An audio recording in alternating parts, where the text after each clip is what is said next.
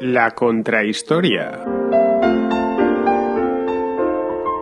Un programa presentado y dirigido por Fernando Díaz Villanueva.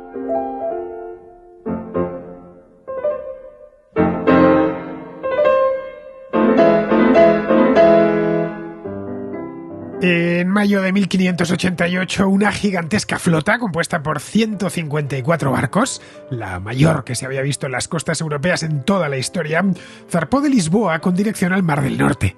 El plan encomendado a su comandante, Alonso Pérez de Guzmán, duque de Medinasidonia, era navegar hasta la costa flamenca y allí proteger el cruce del canal de cientos de barcazas con infantería tomada de los tercios de Flandes. Una vez en Inglaterra, las tropas, capitaneadas por Alejandro Farnesio, desembarcarían, tomarían Londres y depondrían a la reina Isabel I, que solo un año antes había ordenado ejecutar a María Estuardo. Con esta operación, Felipe II de España pretendía conseguir tres objetivos. El primero, suprimir el principal apoyo que tenían los rebeldes holandeses. El segundo, poner fin a las incursiones de corsarios ingleses en América. Y el tercero, reimplantar el catolicismo en Inglaterra. La Armada española se encontró con resistencia a la entrada misma del canal, frente al puerto de Plymouth. Allí les esperaba el almirante Howard con otra flota aún mayor y formada por navíos más pequeños, rápidos y maniobrables que los galeones españoles. Medinasidonia carecía de experiencia naval y desoyó los consejos de sus capitanes, que le sugirieron dirigirse a la isla de Wight y apoderarse de ella. Eso hubiera puesto en jaque uno de los dos principales puertos ingleses, el de Portsmouth y el de Southampton, que se encuentran muy cerca de esta isla. Pero Pérez de Guzmán no quiso arriesgar y siguió las órdenes al pie de la letra que le habían enviado desde Madrid. La armada llegó a Calais prácticamente intacta, pero fue atacada por los ingleses con brulotes durante la noche. Eso provocó que los barcos españoles se dispersasen, facilitando el trabajo a Howard. Los ingleses, colocados a barlovento y con sus puntos de avituallamiento muy cercanos, se lanzaron sobre la armada, que a punto estuvo de encallar en las costas flamencas. Cambió entonces el viento y eso les permitió huir de aquel caldero, internándose en el Mar del Norte. Howard comenzó entonces una persecución de los navíos españoles, obligados a circunnavegar el archipiélago británico, en una penosa singladura marcada por los temporales, en la que se perdieron muchos de sus barcos, un total de 24 que encallaron en Escocia e Irlanda. El resto consiguieron regresar a España con sus tripulaciones en un lamentable estado. La denominada Grande y Felicísima Armada no había logrado ninguno de sus propósitos. Felipe II encajó la derrota de mala manera, asegurando a sus íntimos que había enviado a sus barcos a luchar contra los hombres, no contra los elementos. En Inglaterra, la victoria reafirmó a Isabel I en el trono y la empujó a devolver el golpe un año más tarde, con la llamada Contraarmada Británica, que la reina encargó a Francis Drake. La contraarmada pretendía dar la puntilla a la maltrecha flota española en los puertos cantábricos, tomar las Islas Azores y arrebatar Portugal a Felipe II, colocando en el trono a Antonio de Avís, prior de Crato, que se encontraba exiliado en Inglaterra. Pero fracasaron en su intento sin conseguir nada de lo que se habían propuesto. En los años siguientes, Felipe II consiguió reconstruir buena parte del poderío naval español, pero esa derrota quedó grabada en el imaginario colectivo inglés, que rebautizó la Armada española como Armada Invencible. Su gesta la comparaban con la de David contra Goliat, se acuñaron medallas conmemorativas y el inesperado éxito inglés animó a los protestantes de toda Europa. Inglaterra iniciaba de este modo su ascenso como potencia naval, pilar fundamental sobre el que edificaría su imperio un siglo más tarde.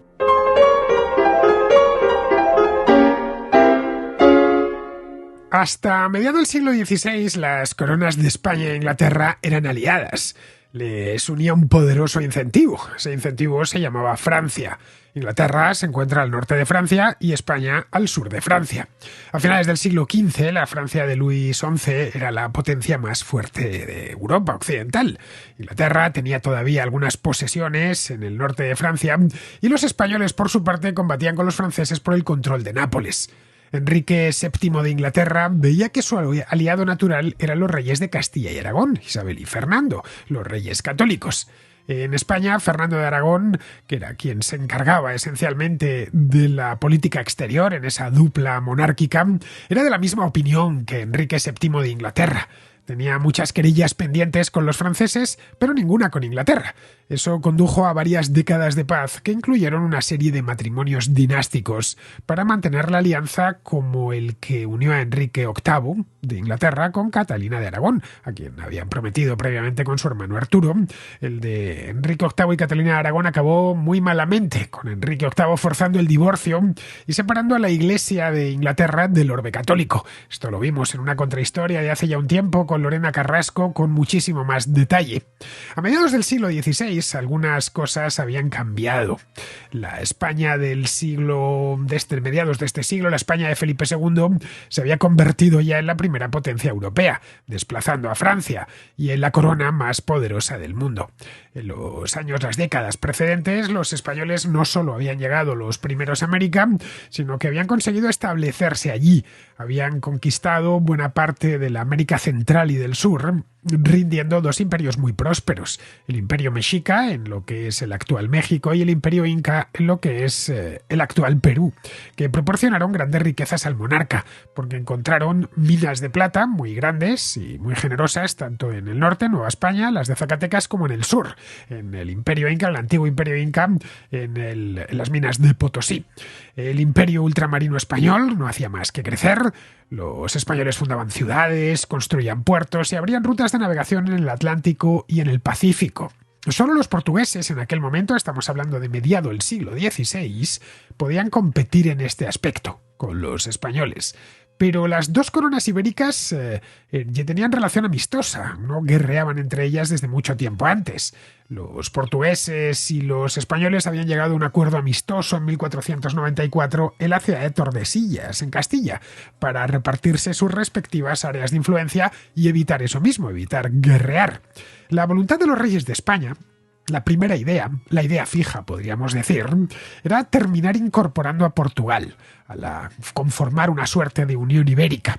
La política matrimonial de los reyes católicos iba en esa dirección. Casaron a dos de sus hijas con infantes portugueses. A Isabel la casaron con Alfonso, que murió poco después, y la desposaron entonces con el infante don Manuel. Al morir Isabel, casaron a Manuel con María. La cuestión era asegurar la descendencia a cualquier precio y al final ni siquiera terminaron asegurándola, al menos para la siguiente generación. De este modo nacería, en el año 1503, la infanta Isabel de Portugal, que se casaría con su primo Carlos, nieto de los reyes católicos, era hijo de Juana de Castilla y de Felipe de Habsburgo. Eran de la misma edad prácticamente. Carlos había nacido en unos 3 años antes exactamente en los Países Bajos. La idea era la misma y se mantenía: unir las dos coronas, pero mientras la dinastía reinante en Portugal siguiese teniendo herederos varones, eso no sería posible, y tanto en Castilla como en Portugal lo sabían perfectamente. Pues bien, en el año 1578 sucedió algo que naturalmente no estaba previsto. El rey de Portugal, Sebastián I de Avís, que era joven, tenía 24 años, era bisnieto de Manuel de Portugal, murió en el curso de una batalla en el norte de África, la batalla de Alcázar-Quibir. No tenía herencia, herencia sí tenía, lo que no tenía, dejaba la corona, lo que no tenía era herederos. Le sucedió un tío suyo, el cardenal Enrique, que era ya un hombre mayor y murió poco después. Un par de años después, exactamente año y pico después. No había más descendencia de la que tirar, así que Felipe II de España, que era hijo de Carlos, pero también de una portuguesa, de Isabel de Portugal, reclamó sus derechos al trono. En 1580, un siglo después, o poco más de un siglo después de la llegada al trono de los Reyes Católicos, quedó concluida la Unión Ibérica, lo que expandió considerablemente el imperio ultramarino de Felipe II, que se convertía de este modo en el primer monarca de la historia que reinaba sobre un imperio en el que nunca se ponía el sol. Era la primera vez que un rey podía decir eso, que en alguna parte de sus dominios, siempre era de día. Esto es lo que sucedió por primera vez con Felipe II. En esa misma época, estamos hablando de mediados del siglo XVI, insisto, Inglaterra era tan solo una potencia menor europea. No tenía posesiones ultramarinas y podía ejercer algo de influencia, pero no mucha, más allá de sus costas. Aunque en alianza con España había ido a la guerra 3 veces contra Francia durante el reinado de Enrique VIII, eso sí, había servido como muleta a los reyes, primero a los reyes católicos y luego posteriormente a Carlos I para luchar contra los franceses. Luego, para colmo de males, Enrique VIII había decidido abrazar la reforma. Había hecho la reforma a su manera, había decidido romper con Roma en el año 1534, motivado, entre otras cosas, porque se quería divorciar de su mujer, de Catalina de Aragón, y en el catolicismo el divorcio no se admite. Así que como el Papa no le dio la bula para declarar la nulidad del matrimonio, decidió cortar por lo sano y apuntarse a la reforma que llevaba ya unos cuantos años recorriendo todo el norte y el noroccidente europeo. Esta decisión de Enrique VIII trajo infinidad de conflictos religiosos internos que debilitaron todavía más al reino de Inglaterra. Así que tras casi 40 años de reinado, 38 exactamente, y 6 esposas, Enrique VIII murió dejando como heredero a un niño de 10 años llamado Eduardo, que fue coronado como Eduardo VI. Eduardo VI era hijo de su tercera esposa, de Jane Seymour. Eduardo VI murió 6 años después, transmitiendo los derechos sucesorios a su hermana, o mejor dicho, a su medio hermana, que se llamaba María. Era hija de Enrique VIII y de Catalina de Aragón.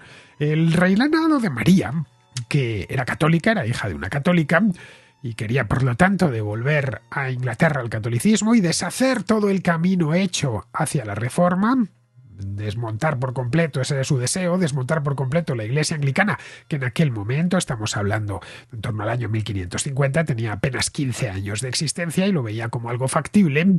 Duró poco más de 5 años este reinado, no pudo extenderse en el tiempo. Y quizá de haberse extendido algo más, duró solo 5 años, de 1553 a 1558, de haber reinado María I durante 30 o 40 años, como su propio padre, la cosa quizá hubiera cambiado y la historia, no solo de Inglaterra, sino del mundo entero, habría sido muy diferente. Pero a los 5 años murió también sin descendencia.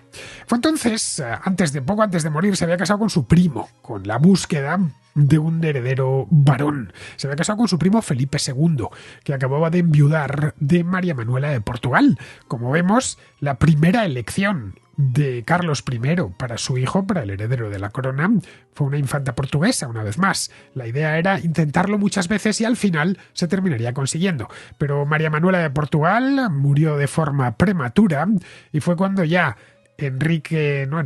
Felipe II decidió casarse con su prima María, que era inglesa.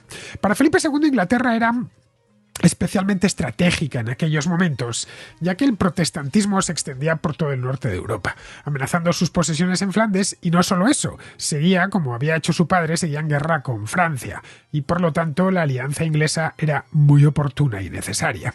Quería frenar los ímpetus de Enrique II de Francia, que era especialmente belicoso. Felipe persuadió a María para que entrara en guerra con Francia. Dijo que él ya estaba convertido en el rey consorte de Inglaterra y por lo tanto pues participaba. De hecho, se trasladó hasta allí personalmente y estuvo viviendo con ella en Inglaterra, y en tanto que los dos eran monarcas, eran soberanos de España y de Inglaterra, lo único que María era monarca consorte de España y Felipe monarca consorte de Inglaterra, pues tenían que compartir intereses comunes, y la animó a que declarase la guerra a Francia. María envió un ejército a los Países Bajos para apoyar a las tropas de Felipe II, a los tercios que luchaban contra los franceses. Fue cuando se produjo la famosa batalla de San Quintín. En esta guerra los españoles se impusieron, pero Inglaterra, que se había centrado más en defender los intereses de Felipe II que los propios, descuidó la defensa de Calais, que cayó en manos francesas. Calais era una ciudad importante y con un gran contenido simbólico para los ingleses. Era, de hecho, su última posesión en Francia, una plaza que los ingleses habían controlado durante varios siglos. El reino de España había fortalecido su dominio sobre los Países Bajos y le había dado toda una lección a Francia. Era ya la enésima derrota de los franceses contra los españoles, ya fuese en Italia o en Flandes, pero había debilitado, de hecho, a Francia sin demasiado coste propio, pero traspasando el coste a la Inglaterra de María I. Bien, María murió en el año 1558, como os decía antes, y eso llevó directa al trono a su hermana, a su medio hermana de nuevo, que se llamaba Isabel. Pasó a reinar como Isabel I. Isabel era hija de la segunda esposa, Enrique VIII, de Ana Bolena, y pasó a heredar la corona. A diferencia de María, Isabel era una anglicana convencida. Felipe II, que en el momento de la muerte de su esposa había dejado de ser rey consorte de Inglaterra, señaló inmediatamente a Isabel como una hereje, aunque hizo intención, en su momento, de casarse con ella. Le ofreció matrimonio. Pensó que, bueno, que se había muerto su hermana, pues no había ningún problema. Esto, como hemos visto antes, era normal que si se moría, estos matrimonios no eran por amor, como os podéis imaginar, eran matrimonios dinásticos.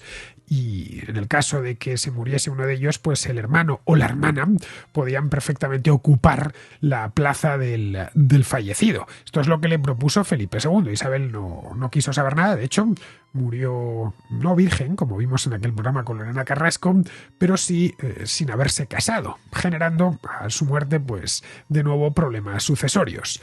A los ojos de la Iglesia Católica, Enrique VIII nunca se había divorciado oficialmente de Catalina. Para la Iglesia ese divorcio nunca había tenido lugar. Y aunque Catalina no había sido ejecutada, como si le sucedió, por ejemplo, a Ana Bolena, terminó muriendo en la Inglaterra profunda, incluso le dieron un entierro formal como reina de Inglaterra que había sido. Para el Papa y para los católicos en general, la reina de Inglaterra seguía siendo Catalina. ¿Y eso qué consecuencia tenía? La consecuencia era que convertía a Isabel automáticamente en ilegítima. Felipe, además, se había dedicado a apoyar a los partidarios de María Estuardo, a quien veíamos aquí en la contrahistoria hace no mucho tiempo, hace solo unos meses. Y esto era algo que, en fin, a Isabel I no le sentaba especialmente bien, porque María Estuardo era católica, era reina de Escocia, tenía también derechos sobre el propio reino de Inglaterra. Isabel era conocedora del peligro y del poder que podía exhibir Felipe II si se lo proponía. Apresó a María y la encerró en el año 1567. La forzó a abdicar en favor de su hijo, de Jacobo VI. Todas estas noticias que iban llegando a cuentagotas hasta la corte en Madrid alarmaban mucho al rey, a Felipe II, que tenía una guerra abierta en Flandes por la rebelión que había dado comienzo en 1566. Que Inglaterra volviese al anglicanismo le preocupaba, obviamente, claro está, pero le preocupaba mucho más que esos ingleses reformados echasen una mano, ayudasen a los rebeldes holandeses. Gran Bretaña y la costa flamenca están realmente cerca, están al otro lado del canal. Esa es la razón por la cual algunos de los ferries que van del continente a Gran Bretaña no parten de Francia, parten de puertos belgas como el de Ostende. Está a muy corta distancia. Vamos, no es que se vean, pero que la relación entre los Países Bajos y Gran Bretaña siempre ha sido muy fluida hasta el momento presente. De tal manera que sea el principal temor que tenía Felipe II, que Inglaterra se convirtiese en el principal apoyo de estos rebeldes de Holanda.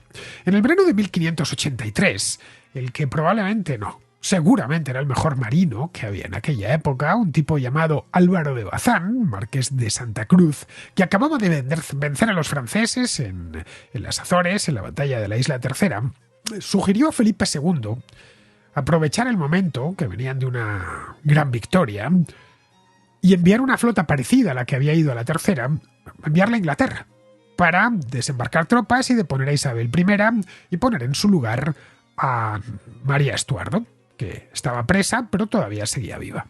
Felipe II tomó nota de la sugerencia, pero prefirió esperar. De hecho, le gustó mucho la sugerencia de Álvaro de Bazán. No mucho tiempo después pondría en marcha esto y lo convertiría en un plan de batalla completo. Isabel ordenó ejecutar a María Estuardo en febrero de 1587 y se decidió ya, en abierto, ya estaba oficialmente en guerra con España, se decidió por ayudar abiertamente a los rebeldes holandeses. Al tiempo que concedía, y venía haciéndolo desde hacía tiempo, antes incluso de entrar en guerra, concedía patentes de corso para que corsarios, piratas ingleses atacasen a las flotas españolas que atravesaban el Atlántico, también que atacasen las propias costas españolas o las propias costas americanas, lugares en el Golfo de México o en el Caribe, o incluso también en el Océano Pacífico. De hecho, en abril de 1587, solo apenas 3 meses después de la ejecución de María Estuardo, una expedición inglesa capitaneada por Francis Drake atacó Cádiz y las costas portuguesas, destruyendo o capturando más de 100 barcos españoles.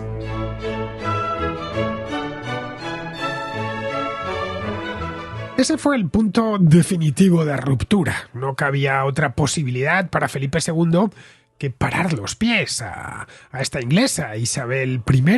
Así que había recuperado ya el viejo plan de Álvaro de Bazán y ordenó a su equipo que trazase, su equipo de militares y de asesores, que trazase un plan detallado para enviar una gran expedición a Inglaterra, la mayor expedición naval que se hubiese creado nunca. Tenía dinero para pagarla, disponía de soldados y además contaba con una ventaja añadida, y es que no solo podía enviar soldados desde la península ibérica, sino que también podía enviarlos desde los Países Bajos. El plan era factible. Así que se lo consultó al duque de Parma, que era Alejandro Farnesio, el gobernador de Flandes, pero Farnesio no era tan optimista. Le respondió diciéndole que eran necesarias, para que saliese bien, 3 condiciones para que viniese esta iniciativa, esta operación acompañada por el éxito. La primera, que consiguiesen de alguna manera mantener la operación en el secreto más absoluto, es decir, contar con el factor sorpresa. Cuando esa flota llegada desde España recogiese soldados en Flandes, los ingleses se encontrasen poco menos que de golpe con los navíos españoles, que tuviesen muy poco tiempo de reaccionar, porque no les daría tiempo tampoco a reclutar tropas, ni a movilizarlas, ni nada. Lo segundo, asegurar la posesión y defensa de las provincias holandesas. Es decir, esto se tenía que hacer, pero antes había que tener o pacificado, o prácticamente pacificado, Flandes. Y lo tercero, evitar que los franceses se entrometiesen, teniendo en cuenta que toda la operación se iba a hacer dejando Francia o a la derecha o debajo. Por lo tanto, Francia se tenía que inhibir por completo en este asunto. Lo primero ya falló, porque no se pudo mantener el secreto. Un plan como este, con la cantidad de papeles que le rodeaban, y esto se tenía que decir a gente, evidentemente, no solo en Madrid, sino también en los puertos, a los principales comandantes. Había espías. El espionaje no es un invento de la Guerra Fría, ni mucho menos. Así que pronto bastaba con que se interceptase un mensajero que viajaba desde Madrid hasta Bruselas y se leyese esa correspondencia, y con eso bastaba. O que se apresase un barco, por lo que fuese. Interceptar comunicaciones en esta época era mucho más sencillo de lo que es en la nuestra. El hecho es que los ingleses se terminaron enterando de lo que tramaban los españoles, y esto hizo que la empresa, y digo bien lo de empresa porque se la denominó como empresa de Inglaterra, fuese mucho más complicada. Felipe consultó entonces, llamó de nuevo a Álvaro de Bazán para hacerle unas consultas, para comentarle que había decidido aquel plan que le había presentado 5 años antes, había decidido ponerle en marcha. Bazán le recomendó hacer un ataque triple. Primero, una incursión de distracción en Escocia para desplazar allí todos los barcos ingleses posibles, y luego atacar por el sur con la armada principal, para capturar la isla de Wight o el puerto de Southampton, lo que hubiese dado un puerto seguro en la misma Gran Bretaña. El tercer ataque, o el tercer tiempo de este ataque, en 3 tiempos, se lo daría Alejandro Farnesio desde Flandes. Se encargaría de embarcar a los tercios que tenía allí, tropas bien pagadas y muy preparadas, profesionales, cruzaría el Canal de la Mancha, y ya juntos lo que hubiese llegado de España, más lo que hubiese embarcado Alejandro Farnesio en Flandes, marcharían sobre Londres. Pondrían sitio a la ciudad y, una vez rendida, depondrían a Isabel I. No sabemos si la ejecutarían o no, eso no estaba contemplado en el plan, pero vamos, la depondrían. Ya no podían colocar a su hermana o a su medio hermana, María Estuardo, pero ya se encargarían de buscar un candidato al trono que tuviese las credenciales adecuadas. La idea era desmontar por completo la monarquía de Isabel I. Felipe II dio vía libre a la operación. El comandante designado para la armada sería el mismo Álvaro de Bazán, un hombre muy experimentado, muy renombrado, mientras que Alejandro Farnesio estaría al mando de la invasión propiamente dicha. Bazán era un tipo muy temido pues por todos en Europa, por lo menos por todos los que tenían barcos. Era temido por los franceses, por los holandeses, por los italianos, por los ingleses, ya que a Bazán le acompañaba la leyenda de ser un marino invencible. Vamos, que no es casual que Lope de Vega le dedicase aquellos versos que seguramente os suenen, estos versos que dicen: el fiero turco el Lepanto, en la tercera el francés y en todo mar el inglés tuvieron de verme espanto. Bien, esto está, por cierto, en el pedestal de una estatua que hay delante del Ayuntamiento de Madrid dedicada a la estatua a Álvaro de Bazán. Pero Bazán era mayor y murió en Lisboa en febrero del año 1588, el mismo año que estaba prevista la salida de esta flota. Estaban, de hecho, los preparativos ya muy avanzados. Su lugar lo ocupó Alonso Pérez de Guzmán, que era duque de Medina Sidonia. Este era un aristócrata, duque de Medina Sidonia, uno de los grandes de España, que si bien era un militar competente y un buen administrador, y había servido bien a la corona, había estado, de hecho, en el ataque de Drake en Cádiz, pues había sido uno de los que lo habían repelido. Era alguien que no tenía experiencia naval, y así el propio Guzmán se lo hizo saber al rey. Inglaterra no era una gran potencia, como os decía antes, pero sí tenía una flota respetable, y tenía también muy buenos marinos. No era algo nuevo, ¿eh? Los ingleses llevaban un siglo desarrollando su armada y volcándose en el mar. Retrocedamos en el tiempo, en este punto, y vayámonos a la época de Enrique VII, con el que empezamos el programa, el primero de los Tudor, a finales del siglo XV.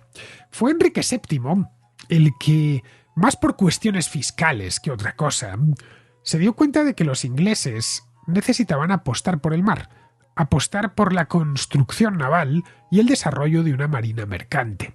Al ascender al trono este hombre después de la Guerra de las Rosas, que por cierto también vimos en su contrahistoria hace ya bastante tiempo, que vino Lorena Carrasco a hacerlo, Enrique VII, una de las cosas que vio ese año, a partir de ese año 1485, se encontró con que los comerciantes españoles copaban los puertos ingleses. Empezando por Londres y terminando por el puerto de Bristol. Estaba lleno de comerciantes españoles, especialmente del norte de España. Eso se debía a que los españoles contaban con una serie de privilegios mercantiles que los reyes de Castilla habían ido arrancando a los monarcas ingleses en el pasado.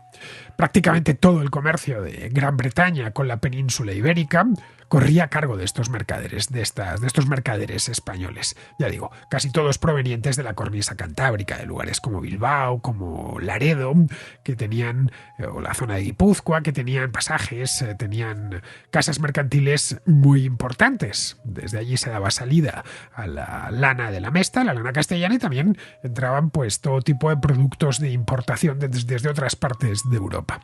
Prácticamente todo este comercio, ya digo, lo corría a cargo de esta gente, lo llevaban esta gente. Estos privilegios, evidentemente, no eran más que rebajas fiscales, claro. Suponían que los aranceles que pagaban eran mucho menores que comerciantes de otras nacionalidades, perjudicando directamente al Tesoro Real. Esto es una cosa que Enrique VII se dio cuenta. El Tesoro Real inglés no estaba en 1485, en el mejor de los estados. Acababa de salir el país de una guerra civil que había durado varias décadas y empezó a buscar ideas que le recuperasen un poco el estado del tesoro, que no era muy bueno. Enrique se decidió en definitiva a cambiarlo.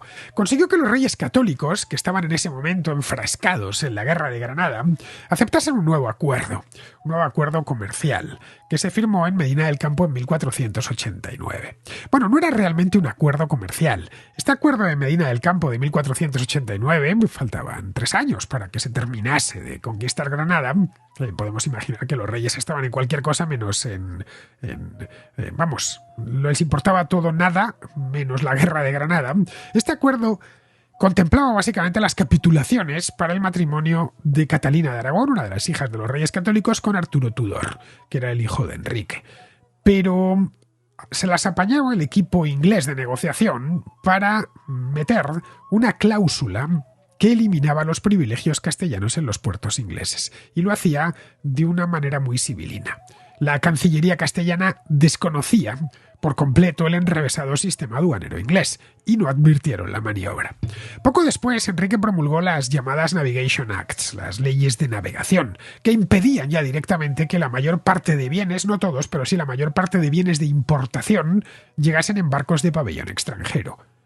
Estos mercaderes que llegaban desde el norte de España Se llevaban mercancías desde Inglaterra a la península ibérica, pero también llevaban mercancías, transportaban mercancías de la península ibérica a Gran Bretaña. Es decir, no solían ir de vacío porque para un transportista ir de vacío es lo peor del mundo. Así que esto les complicaba a estos mercaderes una de las patas del viaje.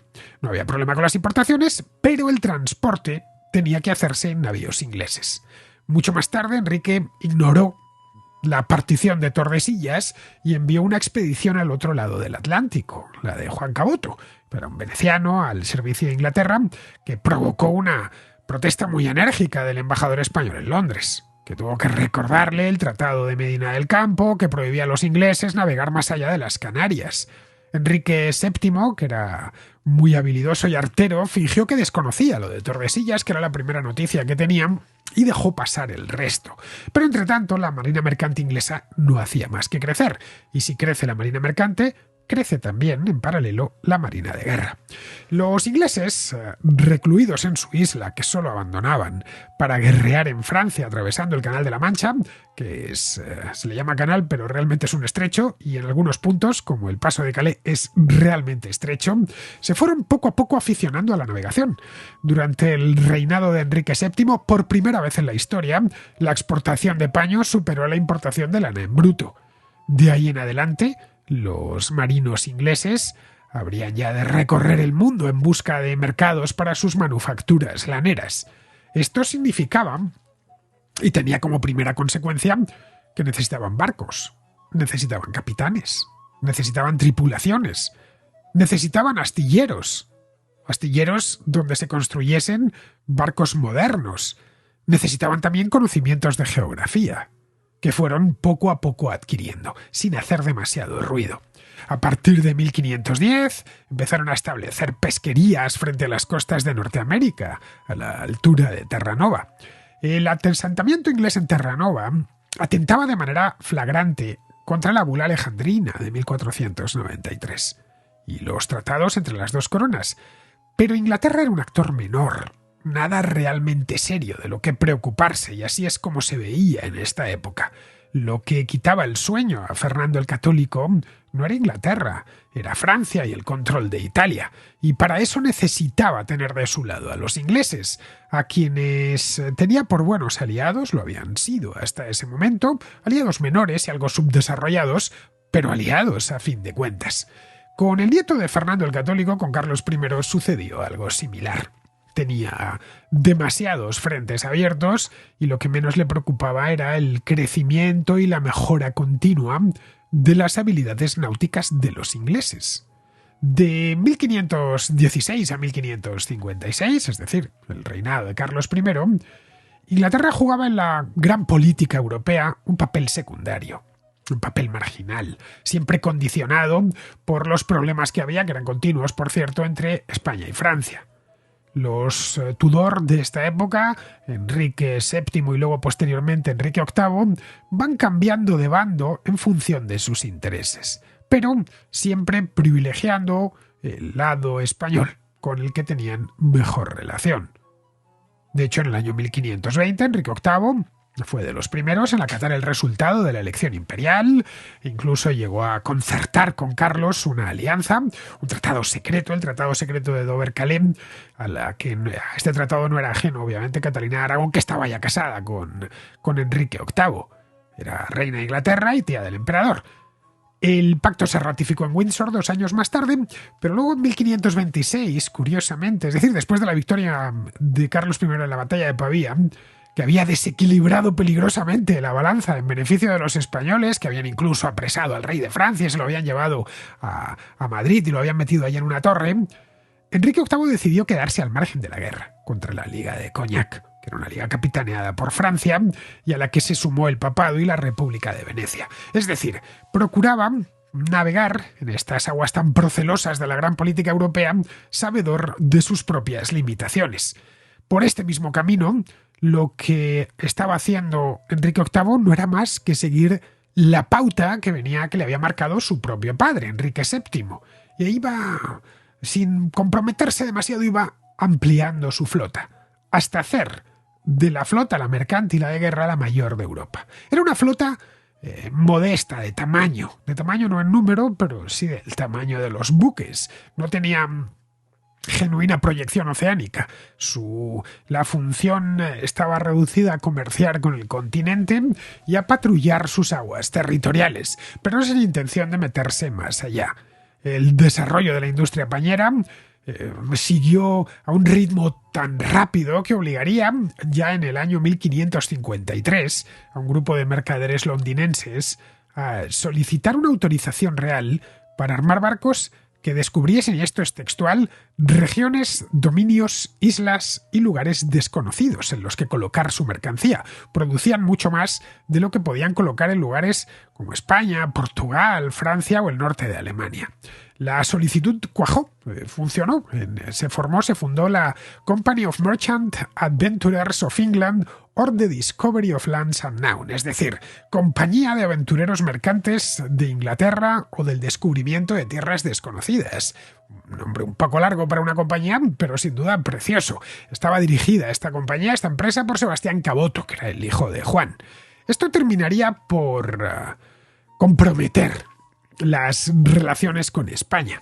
Los pañeros ingleses, en busca de mercado, no solo actuarían individualmente o a través de los Merchant Adventurers, estos que acabamos de ver, metiéndose sin permiso en las zonas de monopolio comercial español, el Atlántico, todo lo que era el comercio con las Indias, que era un monopolio que tenía que hacerse desde Sevilla y solo por mercaderes españoles. Bueno, es que llegaron incluso a inmiscuirse en los asuntos de los Países Bajos, que era una pieza fundamental para la monarquía hispánica. Al morir Enrique VIII en 1547, los tejidos de lana, que representaban algo así como 4/5 partes de las exportaciones inglesas, tenían sus principales mercados en Sevilla, es decir, en América, y en Amberes, es decir, en los Países Bajos españoles y en la Baja Alemania. En Amberes desde esos puertos se puede remontar los ríos que llevan los barcos o las barcazas fluviales hasta el centro de Europa.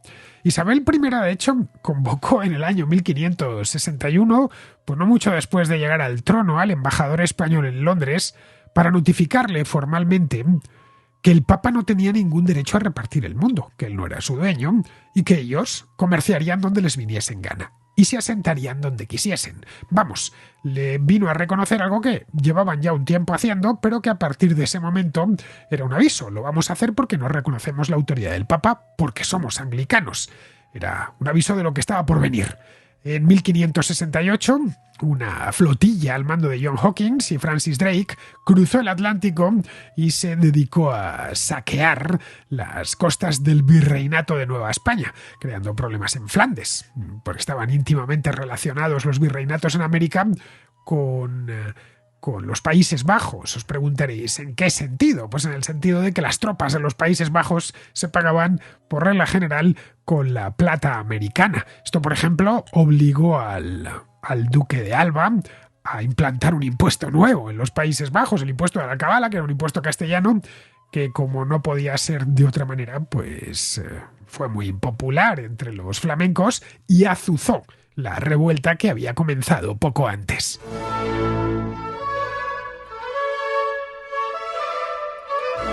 En 1572, Drake asaltó a Nombre de Dios, esto está en el actual Panamá, y en 1576 realizó varios saqueos en las costas de Chile y Perú. Como vemos, estas correrías piráticas que tenían estos corsarios ingleses no hacían más que daño a los virreinatos americanos y era ya preocupante. De hecho, a su regreso a Londres en 1580, que venía cargado con tesoros que había saqueado en las Indias y después de dar la vuelta al mundo, recibiría a Drake solemnemente la investidura de caballero de manos de Isabel I. Vamos, que le convirtieron en Sir, de ahí que se le... Todavía hoy los ingleses además con mucho orgullo le siguen llamando Sir Francis Drake. Las expediciones de Drake eran una declaración de guerra en toda regla, aunque claro, él no actuaba como oficial inglés, sino como un simple corsario. Cuando Isabel I le nombró caballero, fue a la guinda, el pastel.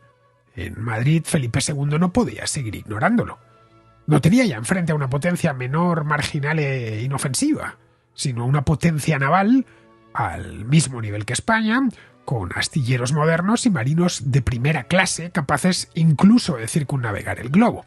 De modo que la ruptura no tuvo tanto motivaciones religiosas como políticas y mercantiles, porque esto a veces se abunda en viejos mitos muy arraigados, como que Felipe II era un fanático religioso y se metió en esta empresa exclusivamente por razones religiosas porque quería devolver a Inglaterra al catolicismo. No, solo por eso nunca hubiese emprendido una empresa tan cara, tan incierta como esta de Inglaterra. Los corsarios británicos no solo amenazaban el comercio con América, sino que también proveían ayuda y servían de inspiración a los rebeldes holandeses, que por supuesto no tardaron en imitarles. Luego, a partir de 1580, con la Unión Ibérica, la hegemonía española ya se hizo mucho más acusada y la hostilidad inglesa mucho más visible, hasta ya la declaración formal de guerra en 1585. Lo de restaurar el catolicismo en Inglaterra era una coartada. No olvidemos que se había reformado ya Dinamarca, Noruega, Suecia, toda Escandinavia, y en ningún momento se planteó Felipe II devolverles al catolicismo. Con Inglaterra era distinto porque los problemas eran de otra índole. La declaración de guerra permitía además, una declaración de guerra que tuviese este trasfondo religioso, permitía además vender esto como una cruzada. Es decir, que el Papa, en este caso el Papa Sixto V, la apoyase, incluso concediese una bula de cruzada. Esto permitió, por ejemplo, a Felipe recaudar impuestos de cruzada y conceder indulgencias a los hombres que se embarcasen en la flota. La bendición del estandarte de la Armada, esto fue el 25 de abril de 1588 en Lisboa, fue muy similar a la ceremonia que habían hecho antes de la batalla de Lepanto en 1571 en Mesina. Derrotar a los ingleses y devolverles al redil era tan importante en este aspecto como frenar a los otomanos. Pues bien, la Armada zarpó de Lisboa en mayo de 1588 con destino a Flandes, donde había de embarcar las tropas de Alejandro Farnesio en unas barcazas habilitadas al efecto, no dentro de los barcos, porque en los barcos que habían salido de Lisboa apenas cabía ya nada, que estaban ya preparadas para la invasión de Inglaterra. Pero el viento les desvió hacia el sur y tardaron 2 semanas en recuperar las posiciones de salida, de nuevo a la altura de Lisboa, lo que les obligó a reagruparse en La Coruña.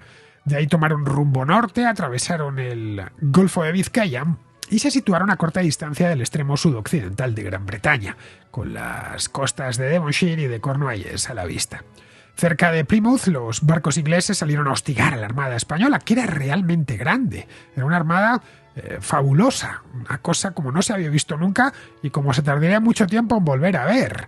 Estaba compuesta por 154 embarcaciones de distintos tipos, 20 galeones, 44 navíos mercantes artillados, 4 galeazas, 4 galeras, 22 urcas, 22 carabelas, 15 pinazas y 22 pataches. Era tan grande que tardó 2 días en salir del estuario del Tajo en Lisboa. A bordo iban 8.000 marineros, 19.000 infantes de marina y unos 2.000 cañones. Nunca se había visto nada parecido, ni en las aguas del canal ni frente a las costas de la península. Era tal la potencia de fuego de la Armada española y tan numeroso el contingente que embarcaba que ninguna costa europea hubiera podido repelerla. La Armada se retrasó, como vemos, por el mal tiempo, porque de entrada el viento les mandó hacia el sur cuando ellos iban hacia el norte. No existía todavía la navegación a vapor o a motor, mejor dicho, y los marinos tenían que guiarse por el viento, y si el viento no soplaba en la dirección deseada, pues costaba mucho enfilar un rumbo concreto al gusto, ¿no? Luego se encontraron con tormentas en el Golfo de Vizcaya y también a lo largo de la costa gallega, y esto, por ejemplo, obligó a 4 galeras y a un galeón a dar marcha atrás y otros barcos que tuvieron que recalar en La Coruña para ciertas reparaciones. En total quedaron 137 barcos, que fueron los que zarparon ya desde La Coruña hacia el Canal de la Mancha. Casi la mitad de los barcos no habían sido construidos para emplearse en la guerra. Se utilizaban para tareas como explorar, enviar mensajes, despachos o para transportar suministros, animales, tropas, etc. En los Países Bajos, Alejandro Farnesio había reunido 30.000 soldados y ordenó que se construyeran barcazas para transportarlos a través del canal. barcazas sin artillar, es decir, como las barcazas actuales de desembarco, pero evidentemente hechas de madera y sin motor, como es natural. Para ciertas distancias cortas, se podían seguir empleando. Eran como barcas a remos en miniatura. Eran estas barcazas de desembarco de finales del siglo XVI. Dado que el elemento sorpresa había desaparecido hace tiempo, a pesar de que Alejandro Farnesio lo había puesto como condición, el nuevo plan era utilizar la cobertura de los buques de guerra de la armada, de los grandes galeones, para transportar al ejército en barcazas a un lugar de la costa inglesa, preferiblemente el condado de Kent, lo más cercano posible a Londres. En total se debían reunir en tierra unos 55.000 hombres, que era un ejército inmenso para aquella época. El día que la armada zarpó, el embajador de Inglaterra en los Países Bajos, enterado de lo que acababa de salir de Lisboa, porque le habían informado de lo que se estaba preparando, pidió audiencia urgente con Farnesio y le pidió llegar a algún tipo de acuerdo. Pero Farnesio, como es lógico, no estaba por la labor. Aparte de que la flota ya estaba en marcha, las órdenes de Madrid eran las que eran, y la operación tenía que llevarse a término. Los intentaron primero interceptar, los ingleses, quiero decir, a la armada en el Golfo de Vizcaya, pero no lo consiguieron. Se refugiaron entonces los ingleses en los puertos, especialmente en el de Plymouth, en espera de que los españoles llegasen hasta allí. El de Plymouth, para cualquiera que haya estado allí, lo habrá visto, es un puerto natural magnífico, al igual que sucede con el puerto de Southampton, un lugar en el que bien defendible y sobre todo que permite muchos barcos, un puerto pues algo parecido al de La Coruña en España, estos puertos del Atlántico que se encuentran en costas recortadas como las que hay, por ejemplo, en Bretaña. Bien, la idea de los ingleses era resistir allí en espera de que llegasen y ya verían lo que hacían. Solo 122 barcos de la flota española entraron en el canal. Las 4 galeras, una nao, 5 pataches y las 10 carabelas habían abandonado la flota antes del primer encuentro con la flota inglesa. Unas porque se habían adelantado para enviar mensajes a Farnesio y otras porque estaban en mal estado o lo que fuese y habían tenido que regresar a la península. De hecho, 5 pataches se habían adelantado para entregar correspondencia a Farnesio en Flandes, por lo que al final eran 117 barcos que había, cuando se penetraron en el canal y se dispusieron a encontrarse con los ingleses. Los ingleses tenían en ese momento 226 buques. Ya tenían una superioridad numérica, pero claro, no todos los barcos eran iguales. La flota española, por ejemplo, superaba a la inglesa en potencia de fuego disponible, ya que embarcaba el doble de cañones.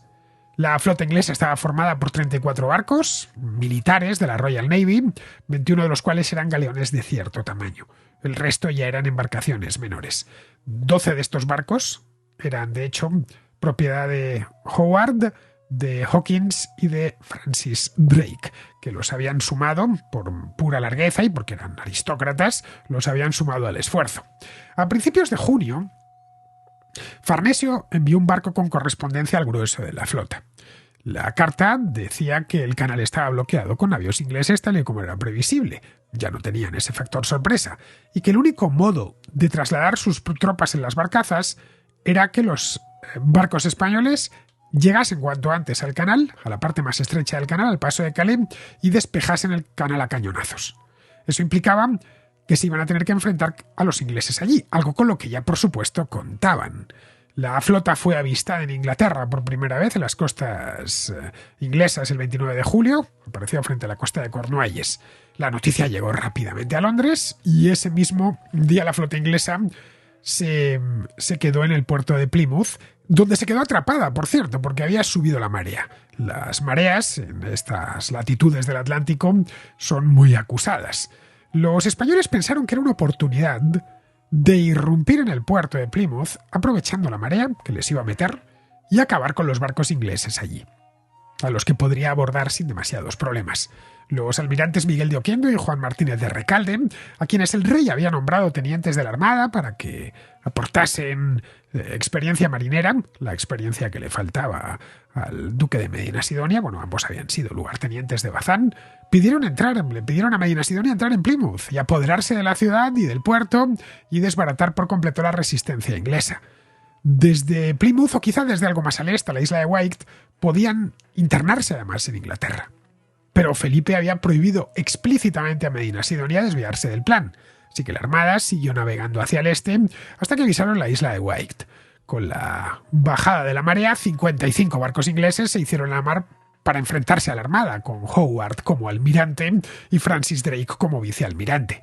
El contraalmirante era John Hawkins. Ambas flotas se encontraron finalmente el 31 de julio cerca de Plymouth.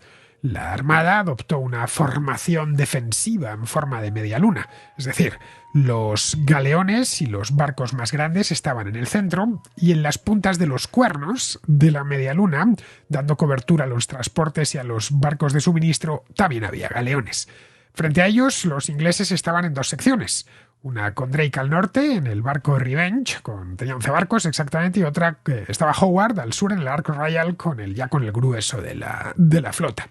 Dada la ventaja española en los combates cuerpo a cuerpo, además los barcos españoles estaban más pensados para el abordaje, los ingleses trataron de mantener la distancia, mantenerse fuera del alcance de abordaje, y bombardearon los barcos españoles desde la distancia con fuego de cañón. La distancia de cualquier manera era demasiado grande para que la maniobra fuera efectiva, y al final del primer día de combate ninguna flota había perdido barco alguno en la acción. Medina Sidonia respiró aliviado y ordenó seguir hacia el este, para llegar al paso de Calais cuanto antes. El 1 de agosto se volvieron a encontrar ya frente a la costa de Wight, de la isla de Wight. Medina Sidonia buscó acercarse para abordarles, pero los barcos ingleses eran más rápidos y más maniobrables. El centro de la Armada Española maniobró para apoyar al Santa Ana, pero en la maniobra el Nuestra Señora del Rosario chocó con varios barcos, perdió su bauprés. El bauprés es este palo horizontal que hay en proa en los barcos de vela, que sirve para asegurar las velas del palo de trinquete, pues lo perdió, quedó a la deriva, y la corriente le arrastró en dirección contraria a la flota, acercándole a los ingleses. Drake en el Revenge fue directo por el Nuestra Señora del Rosario y se apoderó de él. El almirante, que era Pedro de Valdés, que era el comandante de la escuadrilla Andalucía, se rindió junto a toda su tripulación. A bordo los ingleses se apoderaron de suministros de pólvora y de 50.000 ducados de oro. Las pérdidas de aquella batalla no habían sido muy grandes, a pesar de todo. Medina Sidonia firmaba en aquel momento por una derrota como esa, y que pudiese seguir con su misión era precisamente esa, servir de cobertura al desembarco principal que iba a realizar Farnesio, y tenía claro que algunos barcos, como era lógico, se iban a perder. De cualquier manera, envió un barco a Flandes para informar a Farnesio de su posición y de sus movimientos. En ese momento tenía Medina Sidonia dos opciones: o desembarcar en Wight, en la isla de Wight, y hacerse fuerte allí. Tenía una ventaja grande, y es que en ese momento hubiera impedido por completo que saliese cualquier cosa de los puertos de Southampton o de Portsmouth, que están al lado, e incluso podría haber saltado sobre ellos y esperar allá a los hombres de Farnesio, o internarse en el canal, alejarse de las costas inglesas y dirigirse a Calais. Pero las noticias no iban tan rápido como Medina Sidonia hubiese deseado, y él tenía mucha prisa. No había otros puertos seguros más al este de Portsmouth, ya por el sur de Inglaterra, la costa sur, por lo que la Armada se vio obligada a dirigirse a Calais, sin poder esperar que llegasen noticias del ejército de Farnesio. El 7 de agosto la Armada fondeó frente a Calais, adoptó una formación defensiva, como siempre, en forma de media luna, pero una media luna muy compacta, y se encontraban además en un lugar que no era hostil. Calais era un puerto francés en aquel momento, pero que tampoco era propio. Eso sí, no estaba muy lejos de Dunkerque. Dunkerque está a unos 40 kilómetros de Calais. Pero Farnesio se enteró demasiado tarde que la Armada estaba tan cerca. Como no habían podido comunicarse, no lo sabía. Lo habían fondeado en Calais porque la costa, de Calais para arriba, estaba llena de barcos holandeses, que conocían muy bien aquella costa, que es una costa muy traicionera, es muy habitual embarrancar, está llena de arenales.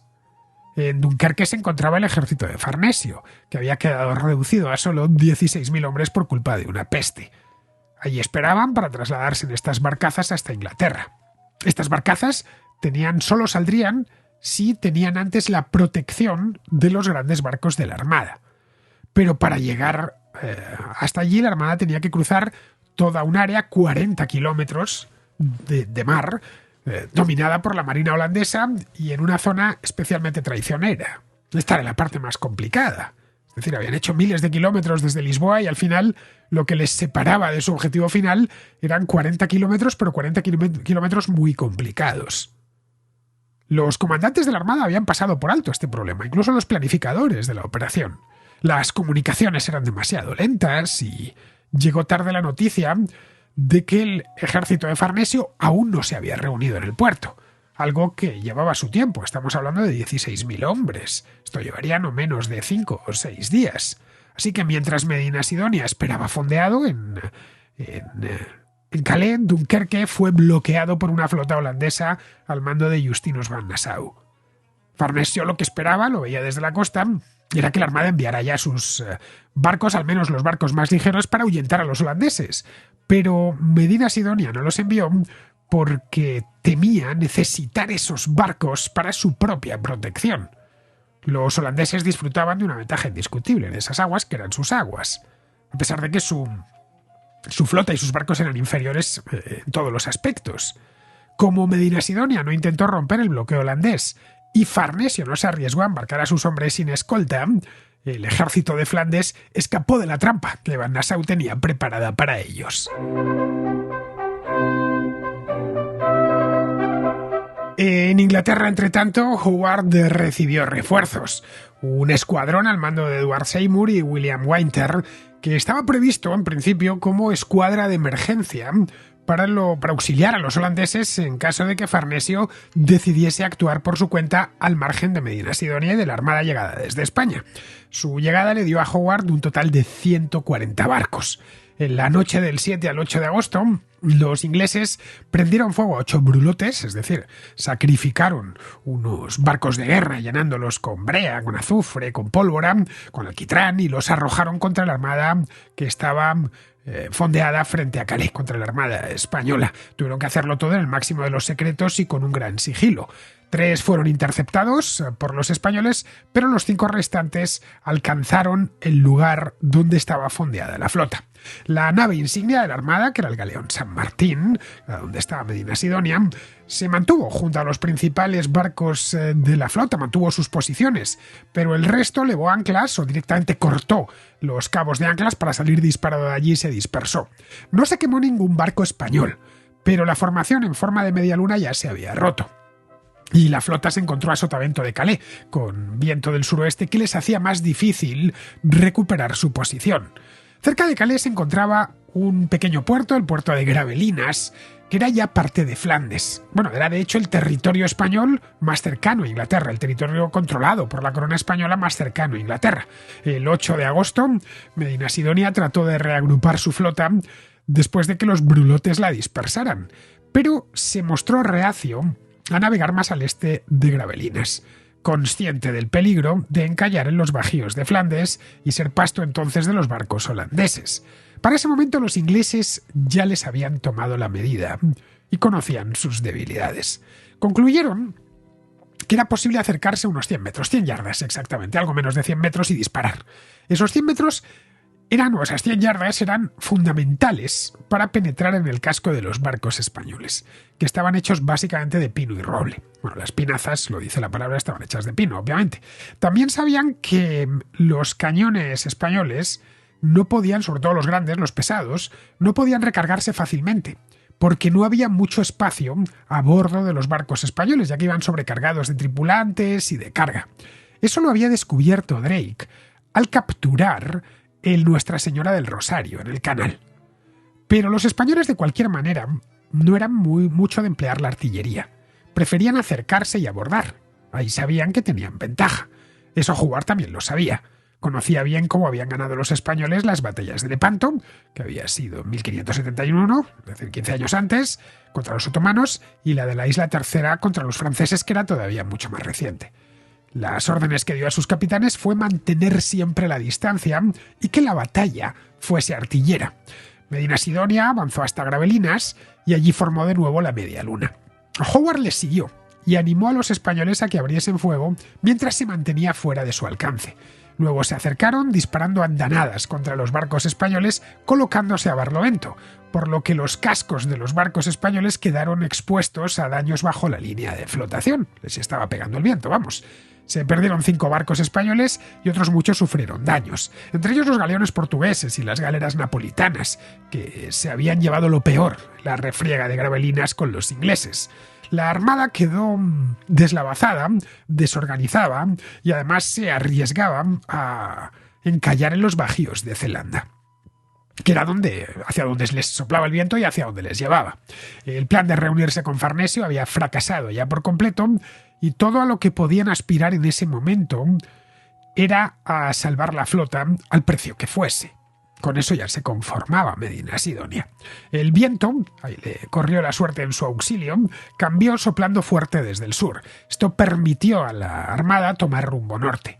Los barcos ingleses al mando de Howard intentaron impedir cualquier desembarco en suelo inglés, hostigando a la flota española por detrás.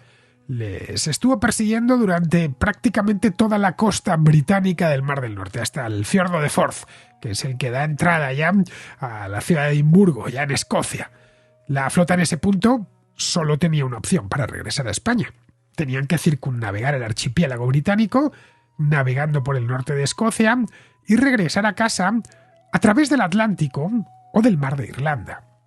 La segunda ruta iba a ser algo más tranquila desde el punto de vista meteorológico. El Mar de Irlanda es más tranquilo que el Atlántico abierto, pero claro, mucho más arriesgada, ya que pasaba muy cerca de las costas inglesas y galesas, así que escogieron ir por el Atlántico dejando la costa inglesa a babor.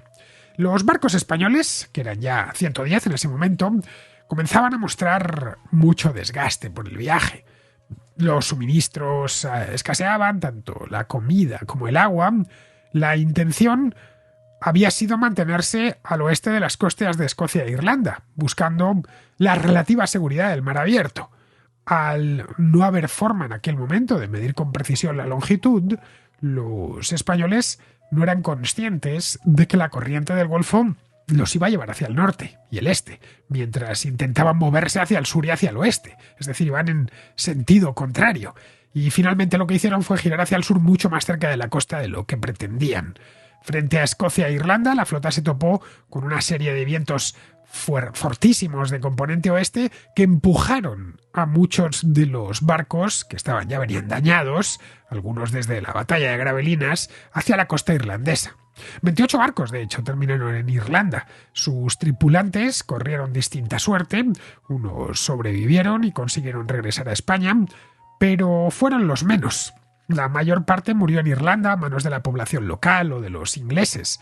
El gobernador inglés en Irlanda ordenó dar muerte a los españoles allá donde se los encontrase. Sabía que los irlandeses eran católicos y eso le preocupaba, ya que podían servir a los rebeldes locales como soldados y oficiales. La toponimia de aquellas tierras, de hecho, da fe de la travesía desesperada de estos barcos españoles. En las Islas Shetland, por ejemplo, hay un lugar llamado Spaniard's Grave, que significa tumba de los españoles, y en Irlanda hay varios sitios, tienen todos su nombre en gaélico. El Tuatha na Spaineach, que está cerca de la desembocadura del Shannon, esto está en el condado de Clare. En Connaught está Duirling na Spaineach, en el Ulster tenemos la Spaniard's Cave, el Port na Spanish. Hay varios sitios en esta zona donde fueron recalando estos barcos españoles y que terminaron afectando a la propia toponimia. Los temporales de la costa irlandesa hundieron de hecho más barcos que los propios ingleses. Esa es la razón por la que Felipe II dijo aquello de que él no había enviado a sus barcos a luchar contra los elementos. El fracaso, la verdad, es que no se debió a los elementos. Los elementos contribuyeron, especialmente en la parte final. Se debió a una estrategia equivocada, trufada luego de errores en su puesta en práctica. En 1588, la táctica inglesa, que la había concebido esencialmente Hawkins, fue luchar a distancia, como hemos visto, confiando en las cualidades de sus embarcaciones y en su artillería. La Royal Navy había sido concienzudamente adaptada a esta táctica. El galeón, que era su pieza esencial, al igual que era la pieza esencial de la Armada Española y de cualquier armada seria en aquel momento, los británicos lo habían repensado, después de estudiarlo unos cuantos años. Los construían con un casco más alargado, lo que les hacía más rápidos, con mayor capacidad de maniobra, más espacio para cañones, redujeron los torreones de popa y proa para reducir la vulnerabilidad de la nave. De hecho, Hawkins estaba obsesionado con el problema de la resistencia. Es decir, cuánto tiempo podía permanecer uno de sus barcos en el mar. Para prolongarla, consiguió que se revisase la proporción de hombres por tonelada desplazada. Hasta ese momento era un hombre por cada tonelada y media de arqueo, y consiguió que la Royal Navy lo cambiase por una nueva, un hombre por cada 2 toneladas de arqueo. Menos hombres, menos bocas que alimentar, menos suministros que llevar, más espacio para los cañones y barcos más ligeros. Claro, eso tenía una contrapartida. Implicaba que no se podían dejar abordar. Además, en las dotaciones se dio preferencia, las dotaciones inglesas, a los marineros sobre los soldados, era expertos. En los barcos españoles solía ir mucho soldado de infantería porque su misión no iba a ser gobernar la nave, ni participar de su propulsión. Su función iba a ser abordar el barco enemigo y liarse a cuchilladas con el enemigo una vez lo hubiese abordado. En el caso de estas reformas que hizo Hawkins, iban dirigidos a que los marineros viesen de lejos a sus enemigos, pero que no los tuviesen que ver nunca de cerca. Reformaron también el armamento de los galeones, redujeron el número de cañones pequeños destinados a repeler abordajes de cerca, en beneficio de cañones más grandes, dedicados a perforar el casco del enemigo. Es decir, sustituyeron los cañones cortos, estos cañones que eran poco duraderos, disparaban bombardas de hasta 30 libras, pero a escasa distancia y sin demasiada puntería, por las culebrinas, que eran piezas más largas, capaces de lanzar un proyectil de 18 o 19 libras a una distancia de 1,5 kilómetros, con muchísima más precisión. La Armada Española, por el contrario, partía del principio de que los barcos debían servir como transporte de tropas de infantería, que abordarían a los enemigos y ya todo se decidiría en el cuerpo a cuerpo. Eso equivalía a trasladar al Atlántico la táctica naval empleada tradicionalmente en el Mediterráneo, donde, por ejemplo, la batalla de Lepanto en 1571 había sido un combate cuerpo a cuerpo en esencia. Aunque eso sí, los cristianos disponían de una ventaja fundamental, que disponían de muchos arcabuces. Bueno, de ahí la escasa preocupación por el diseño de las embarcaciones. Los galeones de la Armada Española tenían una quilla demasiado corta en relación con la eslora del casco, sobre estructuras muy elevadas y estaban muy sobrearbolados. Eran un blanco perfecto para los galeones ingleses equipados con culebrinas, que quedaban, estos galeones ingleses, demasiado lejos del alcance de la mayor parte de cañones embarcados en la Armada Española, porque la mayor parte de su artillería estaba destinada a repeler ataques de cerca. En estas circunstancias, las dotaciones de soldados tan grandes que se embarcaron en Lisboa, de infantes, solo sirvieron para entorpecer las maniobras de los marineros y de los artilleros navales. En su momento, las culpas del fracaso recayeron sobre Alonso Pérez de Guzmán, el duque de Medina Sidonia, al que acusaron de incompetente y de no estar a la altura de Bazán. Pero lo cierto es que Bazán había muerto poco antes de la partida de la flota, 3 meses antes. La flota salió del puerto de Lisboa y el propio Bazán murió en Lisboa. Es normal que en fecha tan avanzada la Armada ya hubiese adquirido su configuración definitiva. De haber llevado Bazán la flota al Canal de la Mancha, se hubiera encontrado con idénticos problemas. Medina Sidonia, además, ni siquiera quiso aceptar el encargo, pero no le quedó otro remedio, porque era una orden que provenía directamente del rey. Bueno, escribió una carta al secretario del rey en la que le decía lo siguiente. Tengo aquí la carta. Le decía a este hombre, Andrés Idiáquez, le decía: yo no me hallo con salud para embarcarme, porque tengo experiencia de lo poco que he andado en la mar, que me mareo y tengo muchos reumas. Demás de esto, sabe vuesa merced, como muchas veces se lo he dicho y escrito, que estoy con mucha necesidad, y que es tanta que para ir a Madrid las veces que lo he hecho, ha sido menester buscar el dinero prestado y parte del adobo. Mi casa debe 900.000 ducados, y así por eso no me hallo con posibilidad, ni tengo un real que gastar en la jornada. Juntamente con eso, ni por mi conciencia ni obligación, puedo encargarme de este servicio, porque siendo una máquina tan grande y empresa tan importante, no es justo que la acepte quien no tiene ninguna experiencia de mar ni de guerra, porque no la he visto ni tratado. Así, señor, por lo que es servicio de su majestad y amor que le tengo yo a él, represento esto a vuesa merced para que se lo diga. Luego, la responsabilidad del fracaso de la Armada fue esencialmente de Felipe II, que estaba encerrado en el Escorial y que planeó toda la operación hasta sus más mínimos detalles. Lo que quedaba de la flota regresó a España entre septiembre y octubre. El 24 de septiembre, 3 meses y 25 días después de partir de Lisboa, el duque de Medina Sidonia entró en Laredo con solo 24 navíos. 2 semanas más tarde arribó a La Coruña el bilbaíno Juan Martínez de Recalde, a bordo del San Juan de Portugal, y el 16 de octubre llegó el último barco, el Santa Ana, que estaba capitaneado por el guipuzcoano Miguel de Oquendo. La mala suerte se cebó con Oquendo hasta el final. Nada más, poco antes de entrar en el puerto de Pasajes, la Santa Bárbara del Galeón explotó, dejando a Oquendo herido de muerte. Los ingleses estaban exultantes, naturalmente. Menuda victoria se habían apuntado. Al año siguiente organizaron una expedición contra España al mando de Sir Francis Drake, con 3 objetivos. El primero, terminar de destruir lo que quedaba de la flota española, que estaba siendo reparada en los puertos del norte de España.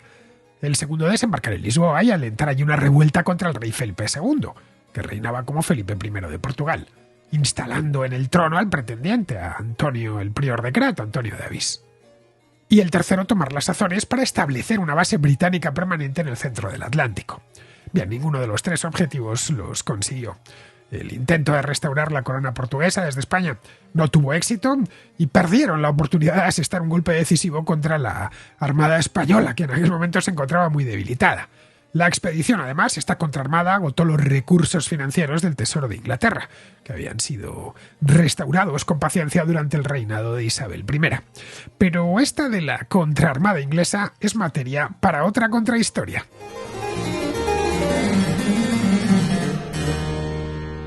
Espero que os haya gustado esta contrahistoria dedicada a la Armada de Inglaterra, la Gran Armada o la Grande y Felicísima Armada, tal y como fue llamada en su momento, pero nunca Armada Invencible, a pesar de que ha pasado a la historia con ese nombre. Eso de Armada Invencible fue un invento inglés que ha echado raíces y hemos terminado nombrándola nosotros mismos así. Pero bueno, creo que he dejado a lo largo del programa una idea general que se puede complementar con lecturas como las que en todos los programas os pongo en la descripción. El otro día un contraescucha me preguntaba si había libros sobre el tema que había tratado, concretamente era el de la historia de Yugoslavia. Bueno, entré en los comentarios y le expliqué que los tenía abajo. Bien, pues con este programa lo mismo. En todos los programas siempre los acompaño en la parte de la descripción, da igual que estéis en YouTube, en iVoox o que hayáis entrado a mi página web, adiazvillanueva.com, vais a encontrar siempre 3, 4, 5 libros que yo considero que son ilustrativos al respecto. Bien, pasamos ahora al contrasello, donde los contraescuchas, como todos los programas, se esperan con sus dudas y reflexiones históricas. El contrasello. El espacio de ruegos, preguntas y reflexiones de la contrahistoria. Empezamos con Alejandro, que es de México y que tiene una cuestión sobre la guerra de secesión de Estados Unidos y la guerra mexicano-estadounidense. Estimado Fernando, muy buenas noches desde México. Antes que nada, una gran felicitación por tu excelente programa. Espero que siga muchos años más porque lo disfrutamos bastante. Bueno, en relación a las últimas contrahistorias que hiciste, en específico a la de la guerra de los Estados Unidos, la guerra de secesión y la guerra de Estados Unidos contra México, me surgen 2 preguntas, más que nada una que podría parecer obvia. Invades un país, tomas hasta su capital, llegas a Ciudad de México, tienes facciones incluso proclives al gobierno americano. ¿Por qué Estados Unidos no se queda con la totalidad de México, un territorio mayor? Entendiendo todo el potencial que tenía de ese lado. Esa sería mi primera pregunta. Y bueno, la segunda, sé que no te gusta mucho, pero en la parte de historia ficción, pues bueno, viene la guerra de secesión americana y a fin de cuentas está la posibilidad de que tal vez México, o en este caso el componente, en este caso del Imperio francés que está en México justo en esos años, pues pudiera tener un cierto comportamiento ofensivo hacia la parte de Texas y ese tipo de territorios para hacer un contrapeso. ¿Sabrías algo de por qué no se dio algo más? Pues bueno, serían mis 2 de entre muchas preguntas que me gustaría hacerte, pero lo dejo por el momento. Que tengan un excelente día allá en España y muchas gracias por tu programa. Son dos preguntas, Alejandro. La primera es fácil de responder. México en torno a 1840 tenía unos 8 millones de habitantes y Estados Unidos tenía en aquel momento 17 millones. Es decir, que la población mexicana era casi la mitad de la del Estados Unidos de la época. En el caso de que hubiese querido absorber y anexionarse todo el país, pues hubiese tenido también que asimilar a esos 8 millones de personas, lo que hubiera supuesto un desafío muy grande. Estados Unidos habría pasado a tener de un día para otro 25 millones de habitantes, un tercio de los cuales serían hispanohablantes católicos. Y Estados Unidos además no creció así. Fue colonizando y anexionándose territorios poco poblados que estaban en manos de tribus indígenas a las que iban desplazando. Con México la cosa cambiaba. Tendrían que haber encontrado un encaje constitucional a esto, concediendo a México, a sus provincias, la condición de estados, y eso habría alterado drásticamente el equilibrio de poder en los Estados Unidos de la época. Bueno, como lo alteraría hoy si se anexionasen el México actual. A tanta población no podían desplazarla, y los mexicanos no eran indígenas, que vivían en tribus, sino gente muy civilizada, que vivía en ciudades, a menudo más antiguas que las estadounidenses, con una organización social y política muy sofisticada y muy bien consolidada. Esto evidentemente era sinónimo de problemas en el futuro, porque no tardarían en aparecer movimientos independentistas. Lo que sí que hicieron fue quedarse con las provincias mexicanas menos pobladas, lo que hoy es Nuevo México, Arizona y California. Bueno, Samuel Houston propuso ir más allá e incorporar en Estados Unidos una parte mayor, que se corresponde con lo que hoy serían los estados de Coahuila, de Tamaulipas, de Chihuahua, de Sonora, la Baja California, por supuesto, Durango, Zacatecas y San Luis Potosí, pero no se la aceptaron. Respecto a la segunda pregunta, la Guerra Civil estadounidense coincide en el tiempo con el Segundo Imperio mexicano y toda la agitación política que le precedió y que culminó con la intervención francesa de 1862. Esa intervención vino motivada, como bien sabes, porque el Estado mexicano estaba ahogado en deudas y debía mucho dinero a Francia, al Reino Unido y a España. México además acababa de salir de su propia guerra civil, la Guerra de los 3 Años, también conocida como Guerra de la Reforma, en la que se enfrentaron liberales y conservadores. Vamos, que no estaba México para meterse en líos más allá de sus fronteras. A los mexicanos les interesaba que ganasen los confederados, porque eso equilibraba el tablero, y a los confederados que México les apoyase, porque el emperador Maximiliano no simpatizaba con los unionistas. Pero la cosa no fue más allá de esas simpatías, ya que México tenía sus propios problemas. Vamos, no estaban en posición de montar ofensivas de ningún tipo, ni diplomáticas ni por supuesto armadas. Bien, seguimos con Endica, que tiene una proposición napoleónica, pero no del primero, sino del tercero. Hola, buenas tardes, Fernando.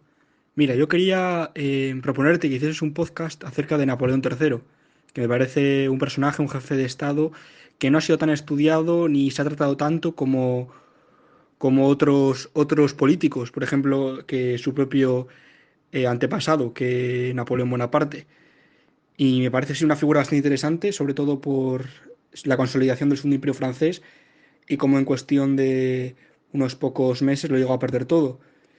Y sobre todo cuando empezó los problemas con Prusia, con Bismarck, y al final lo perdió todo en Sedan y la Comuna de París. Me parece un tema interesante y espero que lo puedas tratar. Pues sí que es una propuesta muy interesante porque es una figura interesantísima. En más de una ocasión he pensado en dedicarle una contrahistoria. Cuando el año pasado Alberto y yo hicimos la contrahistoria sobre Napoleón, nos propusimos hacer otra sobre Napoleón III. Lo que no sé, y la haremos, lo que no sé es cuándo encontraremos un rato para prepararla y hacerla. Ya sabes que con Alberto suelo hacer contrahistorias dedicadas a la historia de Francia, porque él la conoce muy bien y además le gusta mucho. Así que mantente a la espera, porque de una manera u otra, esta sobre Napoleón III llegará. Bien, vamos ahora con Aitor, que nos habla de Trajano. Mira, te mando una pregunta para el contrasello que está relacionada con el libro que recomendé hace poco de Santiago Posteguillo, de la trilogía de Trajano. Y nada, es una duda que me ha surgido a raíz de la lectura del libro, y es que, bueno, pues Santiago Posteguillo pone mucho énfasis en la figura de Trajano. En el libro pues lo ponen como un emperador buenísimo, ¿no?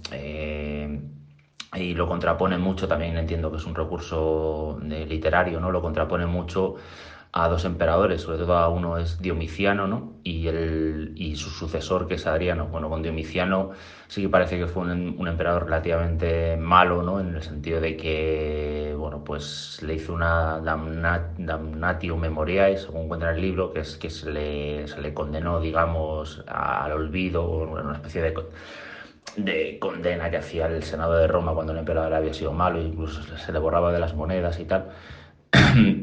Y bueno, en este caso sí que parece que históricamente fue un mal emperador, digamos. Pero me ha llamado la atención lo mal que pone en el libro, lo mal que deja a Adriano, su sucesor. Sin embargo, luego yo he estado leyendo la Wikipedia, informando un poco más. Tampoco profundizaban mucho, obviamente, y de ahí la pregunta. Y bueno, pues Adriano parece que la gran diferencia, sí que parece que la sucesión no está del todo clara, que mató a algunos de los generales de Trajano, pero bueno, parece también que estos se sublevaron. Eso, bueno, pues yo creo que es difícil saber exactamente qué es lo que pasó ahí.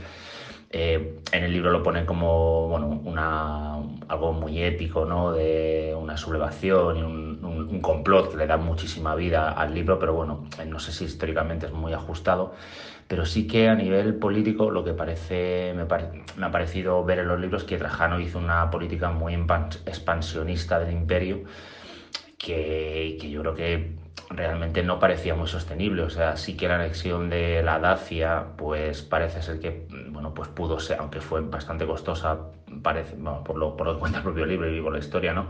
Bueno, pues podría tener cierto sentido a lo mejor para controlar un poco esa parte del imperio, pero claro, meterse en lo que era el reino de Partia, lo que es Mesopotamia y tal, pues fue también muy costoso, pero es que luego además mantener esos territorios era todavía más costoso. O sea, Roma yo creo no tenía tanta población, y luego contra una población en rebeldía o sublevada o que no ve con buenos ojos una ocupación extranjera, pues es todavía más difícil.